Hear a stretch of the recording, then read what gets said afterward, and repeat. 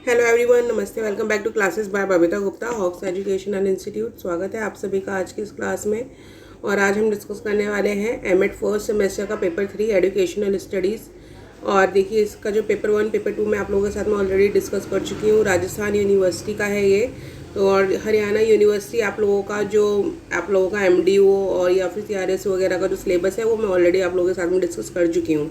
और इस सिलेबस आप लोगों के लिए सिर्फ इसलिए शेयर कर रही हूँ ताकि जो जैसे कमेंट्स वगैरह बच्चों ने किए थे, कुछ पूछा था चीज़ें राजस्थान यूनिवर्सिटी के बच्चों ने भी, तो ये जो डाउट है बच्चों का बना रहता है कि क्या ये जो राजस्थान यूनिवर्सिटी का है उसका सिलेबस क्या है, या फिर बच्चों को किस तरीके से पढ़ना चाहिए, कितने मार्क्स का होता है, क्या क्या चीज़ें उसके अंदर होती हैं। तो इसके लिए मैं ये आप लोगों के लिए शेयर कर रही हूँ।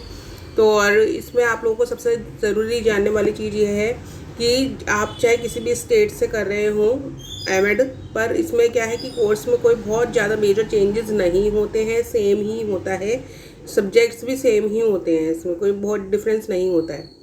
और देखिए, ये जो है आप लोगों का 100 मार्क्स का है। 100 मार्क्स में 75 मार्क्स की आप लोगों की थ्योरी है, 25 मार्क्स का आपका इंटरनल है।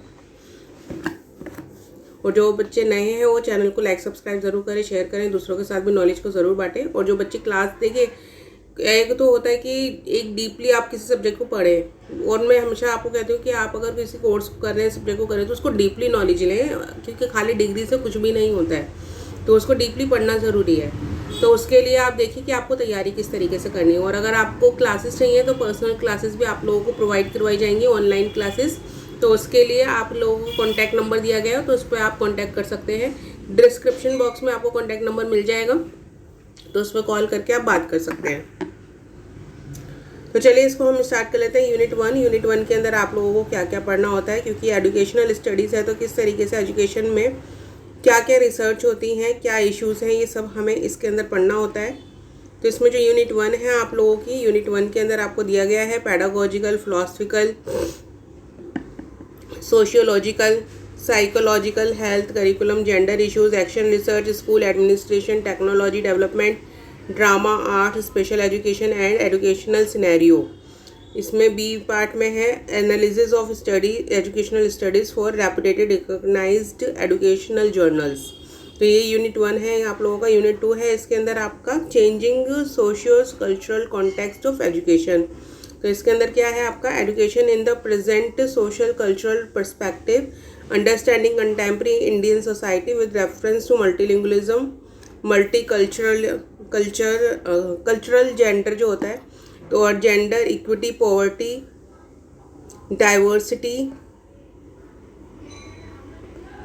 human rights and rights of child, appropriate approaches for teaching young children in the context of diversities and constitutional provisions of education.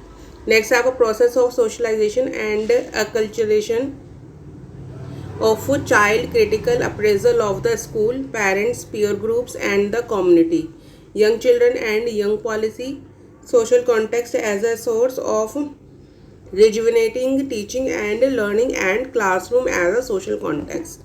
तो ये आप लोगों का यूनिट 2 का सिलेबस हो गया। नेक्स्ट आता है आपका यूनिट 3। यूनिट 3 के अंदर है आपका कंपैरेटिव एजुकेशन, इसके अंदर पढ़ना होता है, जिसके अंदर है आपका concept, meaning and nature and importance of comparative education. Fourth है आपका comparative study of educational system of primary, secondary, higher and teacher education of India with reference USA, UK and Russia. Next आप लोगों का आता है contemporary concerns of education. ये आप लोगों का यूनिट 4 है। यूनिट 4 के अंदर है आपका impact of prevailing examination system on education and stakeholders, past exam reforms, secondary education commission NPC. ये यानी कि देखिए, जो एजुकेशन कमीशन है 1952-53 की है इसमें, और जो एजुकेशन कमीशन है 1966 की है। एनपीसी 1986 की है। तो national focus group position paper on exam reform और improving quality through range of question, grading, credit system, mode of certification and role of ICT. और रोल ऑफ आईसीटी तो देखिए आप लोगों को क्वेश्चन हर बार आता ही है। नेक्स्ट आता है इसके अंदर आप लोगों का यूनिट 4 के अंदर ही बी पार्ट है।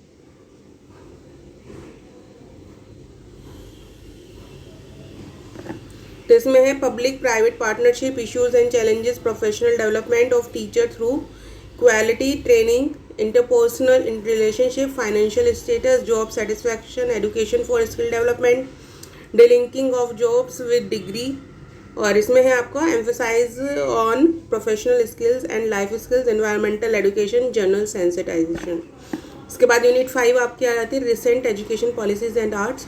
तो इसमें है आपका RT act 2009, approaches to education, economics reforms, human rights, lifelong education, जिसमें आप लोगों का नेक्स्ट जो है इसमें आपका NCF 2005-2009, 9th 5-year plan on education 1997-2002, 10th 5-year plan on education 2002-2007। और बी में इसमें आप लोगों को दिया है constitutional provisions in India in education. तो ये सब आप लोगों का 5 यूनिट्स हैं। तो देखिए आप लोगों का जो आपने देखा इसमें पूरा 5 यूनिट्स आपको दिए गए हैं। जबकि जब हम जाते हैं हरियाणा साइड तो उस साइड में आप लोगों को जो MDU है, CRSU है, KU है, ये सब यूनिवर्सिटीज़ हैं। इनका आप अगर कोर्स कंटेंट देखेंगे, जो कि मैंने सिलेबस शेयर भी किया हुआ है, तो उसके अंदर क्या है आप लोगों को 4 यूनिट दी होती हैं। तो ये डिफरेंस आप लोगों को देखने के लिए मिलता है कि इसमें 5 यूनिट्स हैं आप लोगों के सिलेबस में, जबकि उनका क्या है 4 यूनिट्स का सिलेबस है। तो इसलिए ये सिलेबस में आप लोगों के साथ में डिस्कस कर रही हूँ कि आप लोगों को अपना पता हो कि आपको एक्चुअल में क्या क्या चीज़ें पढ़नी है। और जैसा कि मैंने आपको बोला कि आपकी हेल्प के लिए मैं हूँ। अगर आपको क्लासेस चाहिए तो आप डिस्क्रिप्शन बॉक्स में आपको कॉन्टैक्ट नंबर दिया गया है, तो उस पर कॉन्टैक्ट करके आप बात कर सकते हैं। आप उस पर व्हाट्सएप के थ्रू मैसेज दे सकते हैं, जिससे कि आपको कॉल बैक आ जाएगा। तो चलिए आप लोग अपने एग्जाम की तैयारी करते रहिए। और एमएड क्लासेस के जो प्लेलिस्ट है उस पर मैंने आप लोगों के इंपॉर्टेंट टॉपिक्स ऑलरेडी शेयर किए हुए हैं, तो उनको आप देखिए। साथ में सीटेट की तैयारी जो बच्चे कर रहे हैं वो सीटेट की तैयारी भी करते रहिए। आप लोगों को सीटेट और टेट एग्जाम्स की तैयारी भी मैं आप लोगों को करवा रही हूँ, जिसमें आप लोगों की लाइव सेशन क्लास होती है 10 PM की। तो उस सेशन को आप लोग अटेंड करें और अपने सीटेट की तैयारी करते रहें, जिसके लिए पैडागोजी ऑफ इंग्लिश CDP और पैडागोजी ऑफ हिंदी की जो भी प्लेलिस्ट मैंने अलग से बना रखी है उसको आप लोग ज़रूर देखिए। तो चलिए एग्ज़ाम की तैयारी आप लोग जो भी तैयारी कर रहे हैं, चाहे वो टेट एग्ज़ाम की कर रहे हैं, KVS की तैयारी कर रहे हैं, या फिर आप तैयारी कर रहे हैं एमएड की, बीएड की, सभी के लिए प्लेलिस्ट बनी हुई है। उन प्लेलिस्ट पर जाकर आप लोग अपने एग्ज़ाम की तैयारी करते रहिए। अपना प्यार ऐसे ही मेरे साथ बनाए रखिए। और वीडियो इन्फॉर्मेटिव लगे तो उसको लाइक ज़रूर कीजिए, चैनल को सब्सक्राइब कीजिए, दूसरों के साथ नॉलेज को ज़रूर बांटिए। तो जल्दी मिलते हैं नेक्स्ट वीडियो में। अभी के लिए थैंक यू, धन्यवाद।